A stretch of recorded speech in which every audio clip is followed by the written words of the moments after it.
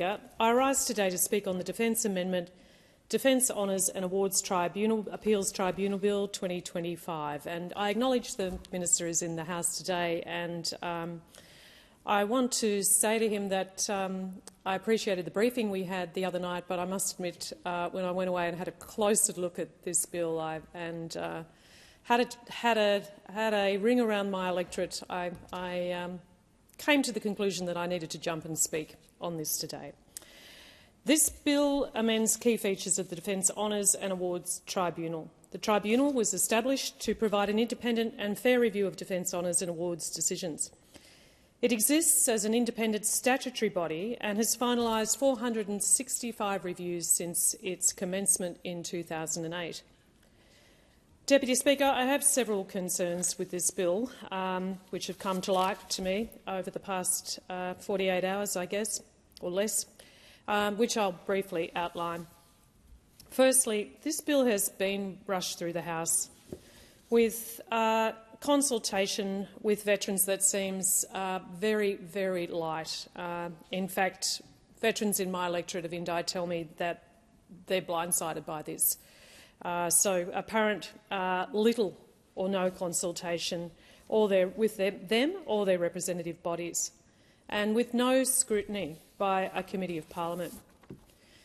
I've been speaking to veteran leaders in my electorate, and really, they didn't know what I was talking about when I rang them. They didn't know this bill was coming. They're concerned about the impact.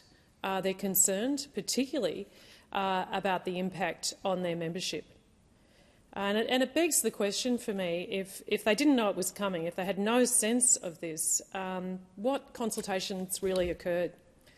I've spoken with RSL Victoria, who likewise feel blindsided that this bill's being rushed through without the voices of veterans truly being heard. And they told me that they can't see why this bill is really a priority when there's still so many outstanding recommendations from the Royal Commission into Defence and Veteran Suicide. They're just completely bewildered, actually. This bill limits who can apply for review of decisions in relation to defence awards and honours. Firstly, it imposes a 20-year time limit on reviews, which would exclude entire generations of veterans. And we've heard from contributions this morning that we're not talking about veterans from the Boer War here. We're talking about veterans who are still active members of our community from recent wars. We've heard too from many contributions this morning that this bill would mean that the recent Victoria Cross recipient Teddy Sheehan would have been ineligible. Now, I was in this House when there were contributions from many members of Parliament lauding the Victoria Cross award going to the extraordinary Teddy Sheehan.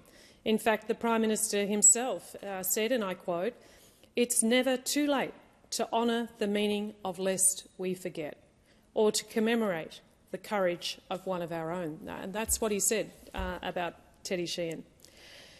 Well, now this government's bill will mean that it would be too late to recognise heroes like Teddy Sheehan, and in fact, if it goes through, it will be too late. Secondly, it narrows who can apply for a review, shutting out advocates and supporters who so often stand in for veterans who are too physically or mentally unwell to fight these battles themselves. They've fought battles, but this one, arguing for an honour or award, is a battle too far to go. Thirdly, it introduces a 6-month deadline to seek review, knowing full well that many veterans are never even told that they have that right. And indeed, they may be dealing with mental or physical health issues that limit their ability to respond in a timely fashion. Deputy Speaker, these aren't minor or technical changes, but these are significant because they significantly reduce the ability of veterans, their families and advocates to seek review for decisions made by Defence. I listened carefully to the speeches of both the Minister and the Shadow Minister this morning, and I was really it made a big impact on me, particularly listening to the shadow minister, the member for Gippsland, and his experiences when it came to seeking the award for Teddy Sheehan and finally having that approved. Compelling, actually.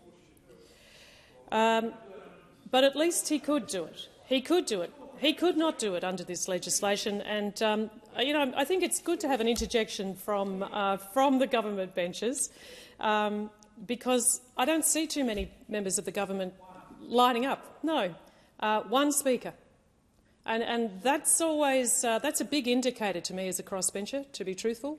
When there's a government bill introduced and there is nobody on the government side willing to stand up and speak to it. It's a dead giveaway, actually. The government says that this bill will protect the integrity of the Defence Honours and Awards system, but it actually hasn't laid out why this is even necessary. I mean, where is the compelling case? The tribunal itself has not asked for change. Its caseload has not meaningfully changed in recent years. The tribunal receives approximately 30 requests for review each year. Now, this is hardly overwhelming. They haven't sought to have a problem remedied because there has been no problem identified. Deputy Speaker, when I assess legislation in this place, that's the very first question I ask. What's the problem that we're trying to solve here? Why are we creating a new law or amending another one, coming into the parliament to seek to solve a problem, because there is no problem that has been clearly identified here? In relation to this bill, the government, I'm sorry to say, and I mean this genuinely actually, the government just hasn't laid out a compelling case for reform.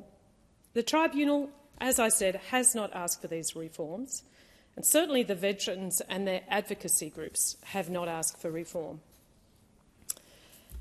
When I'm looking at legislation, I also ask the next question, which is, if there is a problem, and here we can't see that there truly is one, but if there was one, are the proposed changes ethical and do they represent good governance? And on this measure, again, I'm completely unconvinced, because this bill will result in less agency for veterans and their families to seek review of decisions made by the Department of Defence.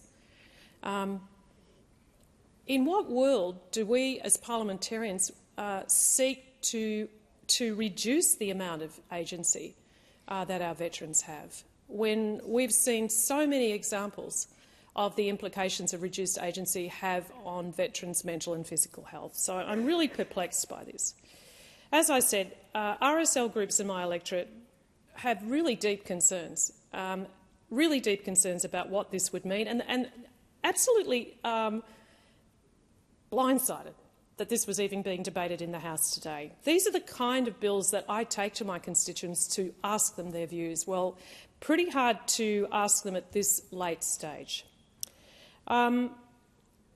Many members over on this side, or in the middle in the crossbench, have talked about how important it is that we respect and that we honour our veterans, and what it means every time we stand beside them at significant national events like Anzac Day, like Remembrance Day. In fact, only recently, Vietnam Vets Day. The pride with which our veterans carry their medals and awards, the pride with which their families stand beside them, and in fact the humility that those of us who have not served have when we see our veterans on these significant national days, let alone when they are actually representing our country abroad at wartime.